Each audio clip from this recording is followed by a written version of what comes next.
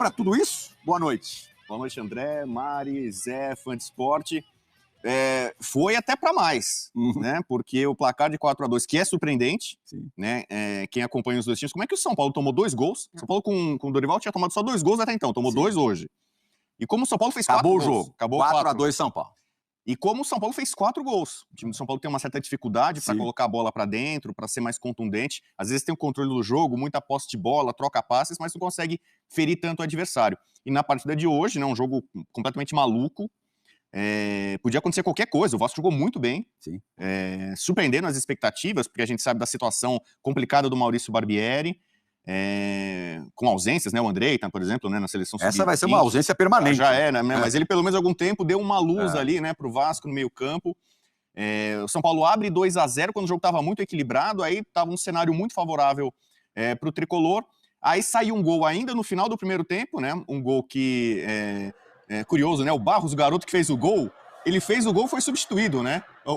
O prêmio porque estava pendurado, né? Porque estava pendurado. E mas depois de ter recebido o cartão amarelo, ele fez uma falta ali meio perigosa também, que até o pessoal do São Paulo reclamou, pediu um segundo cartão. Eu confesso que fiquei com pena, né? Porque ele foi dar entrevista no intervalo e ele todo animado, garoto, tô aqui num estádio importante, Morumbi, lotado, faço um gol, né? Ele estava satisfeito, realizado, e aí como prêmio ele não volta pro segundo tempo. Alex Teixeira entrou no lugar dele. Alex Teixeira, que é mais armador. Olha o gol do Nestor, só para voltar um pouquinho pro primeiro tempo, Bueno. Posso fazer um exagero aqui? Isso lembrou o Messi contra o Boateng, lembra? Aquele drible na Champions famoso. Sim. E o Boateng caiu sentado. Barcelona e Bayern de Munique. Só que o Bambu não caiu sentado, né?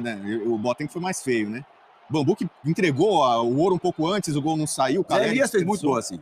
Né? O Salão fazia mesmo. O campo só sofria gol assim. Aí o Vasco diminuindo. Caio Paulista perdeu de cabeça pro Barros, tem 1,83. Não é baixo. Altura. Não é baixo, mas... Mas deve regular com o Caio Paulista. O Caio Paulista, se for mais alto, é muito mais alto que isso. Então, o Rafael já tinha feito uma boa defesa, né? Pelo menos. Essa não deu. Aí a gente vai ver o empate do Vasco. Já sem o Pedro Raul, né? O Vasco com o Galarza. O Vasco com um time mais móvel no segundo tempo, com a saída do Pedro Raul, jogador de referência, mais movimentação, mais velocidade, e acabou envolvendo a defesa do São Paulo. Belo gol, hein? Vale bomba, hein? E nesse momento, depois do gol, dá a impressão que o Vasco até estaria mais perto do terceiro gol do que o São Paulo. O jogo estava muito aberto, né? Foi um jogo de trocação do começo ao fim. Por isso que eu falei que o placar foi 4-2. Aí o Beraldo marcando de cabeça. Posso fazer outro exagero? É o primeiro, né? É o primeiro gol do Beraldo, não é? Profissional? Acho que foi o primeiro, né? No Campeonato Paulista ele marcou. Mas no Brasileiro, acho que é o primeiro. No Brasileiro, com certeza absoluta, é o primeiro. Não sei se ele marcou no Paulista, mas eu me lembro dele ter... Se não fez o gol, foi muito perto de fazer um gol, uma cabeçada na trave, alguma coisa do gênero. E aí o Juan, atacante da base do São Paulo também. Zé Elias já comentou muito o jogo dele no Sub-17, Sub-20. Bom jogador, né? Fazendo o seu primeiro gol no Campeonato Brasileiro também, né? Primeiro gol. O Calera é o artilheiro do São Paulo no Brasileiro, né? Fez mais um gol típico de centroavante. E o Caio Paulista, depois ainda quase marca o quinto. Seria 5-2 para o São Paulo. Aí um placar totalmente desproporcional, diferente do que foi a partida. 4-2 já foi, né? A vantagem do São Paulo talvez não era para tudo isso, né? Porque o jogo foi equilibrado. No primeiro tempo, o São Paulo deu 5 finalizações, o Vasco deu o dobro, deu 10. Me chamou a atenção a facilidade com que o São Paulo entregou a posse de bola para o Vasco. Uhum. Deixou o Vasco realmente trabalhar. O Vasco ele tem um repertório ofensivo muito limitado, né? Muito cruzamento. Até o gol já tinham sido 16 cruzamentos. Até conseguir diminuir. Contra o Santos, por exemplo, que perde, foram 50. Ele termina a partida com 50 cruzamentos. Então, o Vasco ele tem um repertório ofensivo muito limitado, né? O São Paulo correu risco, entregou a bola pro Vasco. Sim. O Vasco termina o primeiro tempo com a posse de bola, né? Com a superioridade na posse de bola. Mas é limitado. E aí o São Paulo, eu acho que tem, além do encaixe coletivo com o Dorival, a gente vê associações ofensivas, aquele lado esquerdo muito forte, né? O gol sai por ali, o primeiro gol.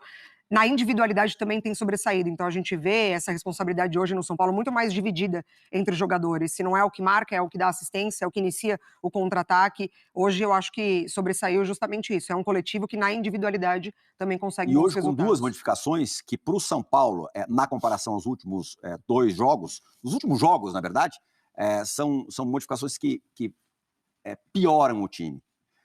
O Arboleda talvez seja o principal jogador do São Paulo hoje. Não esteve em campo. Sentiu cãibra ali, era um princípio de fadiga, foi poupado no jogo de hoje, nem sei se ele vai jogar na terça-feira pela Copa Sul-Americana. O Diego Costa, que depois de ter se lesionado, de ter passado por uma cirurgia, atuou muito pouco. E começou o jogo hoje entre os titulares ao lado do Beraldo, 2 jogadores formados na base do São Paulo. E o Pablo Maia entra no segundo tempo, no lugar do Marcos Paulo. O Luan, que também não vem começando nunca as partidas, hoje iniciou entre os titulares. Você acha que isso pode... E, se não me engano, e saiu já também na metade do segundo tempo. Você acha que isso pode explicar esse domínio do Vasco? Não só a ausência desses jogadores, mas um time, de repente, menos acostumado a estar junto? Boa noite, Prihal. Boa noite, Bubu. Bubu vejo todo dia, né? Boa noite, Mário. Boa noite a todos que estão nos assistindo. É natural isso, né, Prihal? Quando você não tem as suas referências, não tem o entrosamento, quando você tem um pouco de dificuldade, o Vasco colocou o São Paulo em dificuldade, você perde um pouco o seu ponto de localização dentro do campo, né? Então tem dificuldade. Se eu conheço, se eu tô jogando com você há vários jogos, eu tô com dificuldade, eu sei onde eu vou te encontrar. Então eu toco para você, eu toco pro Bubu, toco pra Mário. Então fica muito mais fácil e é automático no nosso cérebro a questão do entrosamento. Quando você não tá acostumado a jogar, nessas frações de segundos que você tem que procurar a solução, o time adversário tá no encaixe, tá te marcando, tá te pressionando, e aí o São Paulo teve dificuldades, especialmente no primeiro tempo. No segundo tempo, com a entrada do Alex Teixeira, o Vasco partiu para cima do São Paulo e deixou um pouco espaços para o São Paulo jogar, mas só que o São Paulo não conseguiu.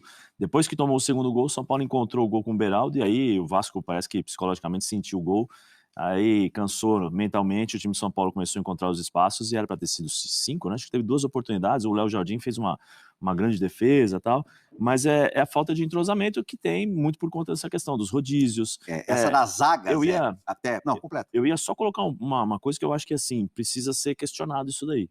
Por que que o Luan não consegue jogar 90 minutos? Precisa ser questionado isso daí. Já era com o Rogério, já era com os outros treinadores, já acontecia isso com os outros treinadores. Ele tem o quê? 23 anos de idade? Por aí. 22, 23 anos de idade? Ele não pode, todo jogo, jogar 50 minutos. Não pode jogar 60 minutos e cansado. Ah, não, o treinador tem que tirar. Não pode. Ou joga... 24 anos. Ele tem que jogar 90 minutos. Há muito tempo não joga, né? Um jogador que não tem uma sequência muito grande, então ele poderia fazer 90 minutos com uma certa tranquilidade. Então precisa ser questionado isso, porque ele é um bom jogador, ele soma, ele tem uma presença em campo, né? Fisicamente ele é muito forte, então ele não é um cara que corre muito, eu acho que ele se posiciona muito bem, e isso acaba ajudando o Nestor, ajuda o Luciano, ajuda todo mundo. E precisa ser questionado. E uma outra coisa que eu ia falar, Rodrigo Nestor, com uma certa liberdade, é um bom jogador. Sim. É impressionante como ele consegue... Ele fez o melhor jogo hoje como ele dos consegue últimos jogar tempos, o Nestor. Com liberdade. Eu não sei, né? A impressão que eu tenho com a saída do Rogério, o time do São Paulo ficou mais leve.